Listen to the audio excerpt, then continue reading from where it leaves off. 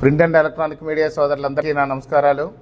అదేవిధంగా Eluru Janasena party in charge RTC chairman Shri Reddy Appalanaidu గారికి, అదేవిధంగా పశ్చిమ గోదావరి జిల్లా జనసేన పార్టీ ప్రధాన కార్యదర్శి శ్రీ కరాటం సాయి గారికి, ఇతర పెద్దలకు అందరికీ కూడా నా నమస్కారాలు. ఆంధ్రప్రదేశ్ రాష్ట్రంలో గత 2 సంవత్సరాలుగా కూడా అభివృద్ధి, సంక్షేమం, జోడెద్దుల పాలన వల్లే అద్భుతంగా పరిపాలిస్తున్నారు. ఆ పాలనలో ఎందరో అభాగ్యులకు మంచి భవిష్యత్తు ఏర్పడుతుంది, మంచి జీవితాలు వచ్చినాయి.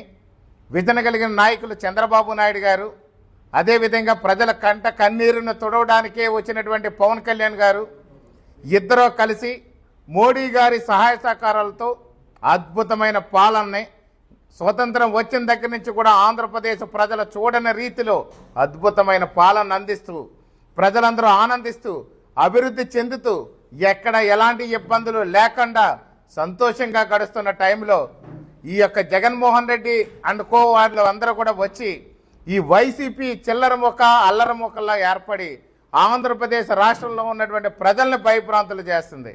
ముఖ్యంగా ఈ మధ్య కానీ చూసినట్లయితే కులాల మధ్య శిక్షలు పెట్టడం, మతాల మధ్యలో శిక్షలు పెట్టడం, కుల విధ్వంసాలతో రెచ్చగొట్టడం, ఈ విధంగా ప్రజల్ని భయభ్రాంతులు చేయడం మళ్ళీ మొదలుపెట్టింది ఈ జగన్మోహన్ రెడ్డి అనే టీం. ముఖ్యంగా వైసీపీ నాయకులు కానీ చూసుకున్నట్లయితే మనం పవన్ కళ్యాణ్ గారి గురించి ఎక్కువ మాట్లాడుతున్నారు. పవన్ కళ్యాణ్ గారి గురించి ఎంతసేపు వారిని టార్గెట్ చేసి వారిని ఇబ్బంది పెట్టే విధంగా వారితో అన్పార్లమెంటరీ లాంగ్వేజ్లో మాట్లాడి వారికి రకరకాలుగా మాట్లాడుతున్నారు. నిజానికి జగన్మోహన్ రెడ్డికి వైసీపీ నాయకులకి హెచ్చరిస్తున్నాం. ఒక్క విషయం చెప్తున్నాం, పవన్ కళ్యాణ్ గారు మా నోటికి జిప్పు వేసి అనవసరమైన మాటలు మాట్లాడొద్దు, ప్రజలకు ఇబ్బంది కలుగుద్ది, లా అండ్ ఆర్డర్ కంట్రోల్ తప్పేస్తుంది, మనం సామరస్యంగా మంచి పాలన ప్రజలకు అందించాలి, అంతే తప్ప జనసేన నాయకులు ఎవరో మాట్లాడొద్దని శాసించారు. కాబట్టి ఇప్పటి వరకు జనసేన నాయకులు ఎవరో మాట్లాడతలేదు, జనసేన కార్యకర్తలు మాట్లాడతలేదు, వీర మహిళలు మాట్లాడతలేదు. ఒక్కసారి పవన్ కళ్యాణ్ గారు కానీ మాకు మాత్రం విడిచిపెడితే అసలు జగన్మోహన్ రెడ్డి అనేవాడు ఆంధ్రప్రదేశ్లో తిరగనిచ్చే పరిస్థితి ఉండదని ఈ సందర్భంగా తెలియజేస్తున్నాం. అదేవిధంగా చూస్తే కొంతమంది దళిత సోదరులు రెచ్చగొడుతున్నారు. దళిత సోదరులు రెచ్చగొట్టి దళితులందరినీ కూడా తీసుకొచ్చి రోడ్డు మీదకు విడిచిపెట్టి కొంతమంది దళితుల సోదరులను మాత్రమే తీసుకొచ్చి రోడ్డు మీద విడిచిపెట్టి పవన్ కళ్యాణ్ గారిని తిట్టిస్తున్నారు.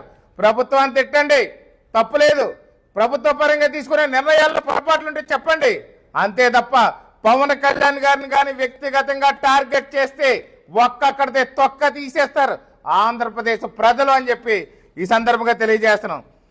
అదేవిధంగా చూస్తే జగన్మోహన్ రెడ్డి ఎప్పుడు భయభ్రాంతులు చేయడం మాత్రమే అతని నైజం. మనం ఎక్కడ చూసినా అతని ప్రభుత్వ హయాంలో కానీ చూస్తే గత ప్రభుత్వ హయాంలో అతను చేసింది ఏముంది? బ్లేడ్ బ్యాచ్, గంజాయి బ్యాచ్, ఇక్కడ భూ కబ్జాలు, స్థల కబ్జాలు, రౌడీయిజం, ప్యాకెట్లు, క్లబ్బులు, ఈ తప్ప జగన్మోహన్ రెడ్డి పాలనలో ఏం అభివృద్ధి జరిగింది? ఇక్కడ పోలవరం ప్రాజెక్టు ఆగిపోయింది, అమరావతి ఆగిపోయింది, రోడ్లు లేవు, సంక్షేమం లేదు, అభివృద్ధి లేదు, ఒక్క కొత్త ఇండస్ట్రీస్ రాలేదు. కానీ ఈవేళ జగన్మోహన్ రెడ్డికి వచ్చిన బాధ ఏంటంటే ఆంధ్రప్రదేశ్ రాష్ట్రం అభివృద్ధి చెందుతుంది, గుంతలు లేని రోడ్లన్నీ కూడా వేస్తున్నారు. అదేవిధంగా చూస్తే ఇండస్ట్రీస్ అన్నీ కూడా బయట నుంచి వచ్చి ఇక్కడ ఆంధ్రప్రదేశ్లో చాలా ఎక్కువ పెంచుతున్నారు. ఆ యొక్క పెంచడం వల్ల అభివృద్ధి జరుగుతుంది, నిరుద్యోగులకి ఉద్యోగ ఉపాధి అవకాశాలు దొరుకుతున్నాయి, ఆంధ్రప్రదేశ్కి ట్యాక్సేషన్ పెరిగి ఆదాయ వనరులుగా కూడా మారింది. ఇవన్నీ చూడలేని జగన్మోహన్ రెడ్డి ఆంధ్రుల మీద, ఆంధ్రప్రదేశ్ ప్రభుత్వం మీద, ఆంధ్రప్రదేశ్లో ఉన్నటువంటి ప్రతి దాని మీద కూడా అతను కన్నెర్ర చేసి అతని యొక్క ఆంధ్రులందరూ పతనం అయిపోవాలి, ఆంధ్రప్రదేశ్ పతనం అయిపోవాలని చెప్పి ఒక పెద్ద స్కెచ్ చేసి ఆంధ్రప్రదేశ్లో ఉన్న ప్రజలందరినీ కూడా భయభ్రాంతులు చేస్తున్నాడు. ఇప్పుడు ముఖ్యంగా కానీ చూస్తే కులాల మధ్య శిచ్చు, కాపుల గురించి మాట్లాడతాడు. మొన్న కాపు ముత్తైదులు కొంతమంది మీటింగ్ పెట్టుకున్నారు పవన్ కళ్యాణ్ గారి గురించి వ్యతిరేకంగానే మాట్లాడే కాపులకి నేను అడుగుతున్నాను, మీ వైసీపీ పార్టీకి ముఖ్యమంత్రి అభ్యర్థిగా కాపులకి నియమించగలరా? నియమించగలిగితే ఒక్కసారి ఆలోచించండి. బొత్స సత్యనారాయణ ఉన్నాడు, అమర్నాథ్ ఉన్నాడు, అలాగే చూస్తే తోట త్రిమూర్తులు ఉన్నాడు, ఇక్కడ పేరు నాని ఉన్నాడు. అంబటి రాంబాబు ఉన్నాడు. ఎవరిని ప్రకటిస్తారో ప్రకటించండి. ఆ తర్వాత కాపుల మీద ప్రేమ ఉందా లేదో ప్రజలు ఆలోచిస్తారు. కాపుల మీద మీకు ఏ పాటి ప్రేమ ఉందో. పవన్ కళ్యాణ్ గారిని తిట్టడం కాదు, కాపులకి మీరు ఏం చేశారు? రాజ్యసభకి సీట్లు వస్తే మీ ప్రభుత్వ హయాంలు అన్నీ కూడా రెడ్లకే ఇచ్చుకున్నారు కదయ్యా. ఈవేళ కాపుల మీద ప్రేమ పుట్టుకొచ్చింది మీ అందరికీ అని చెప్పి ఆంధ్రప్రదేశ్ ప్రజలందరూ కూడా ముక్త కంఠంతో ప్రశ్నిస్తున్నారు. అదేవిధంగా చూస్తే జగన్మోహన్ రెడ్డి పిచ్చి గురించి జనాలకు తెలియందేముంది? ఆ రోజున అధికారంలో ఉన్నప్పుడు మనకి 3 రాష్ట్రాలు అన్నాడు.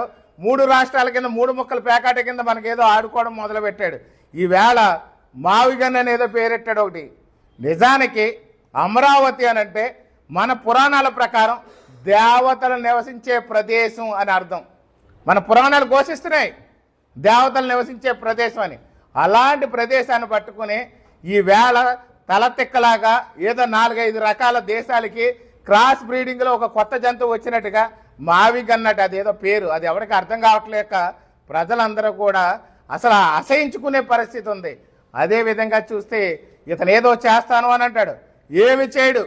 కుటుంబ సభ్యులను కూడా బలి తీసుకుని అధికారంలోకి వచ్చినటువంటి దుర్మార్గుడు జగన్మోహన్ రెడ్డి. ఆవేళ చూస్తే బాబాయ్ హత్య ఎవరు చేశారు?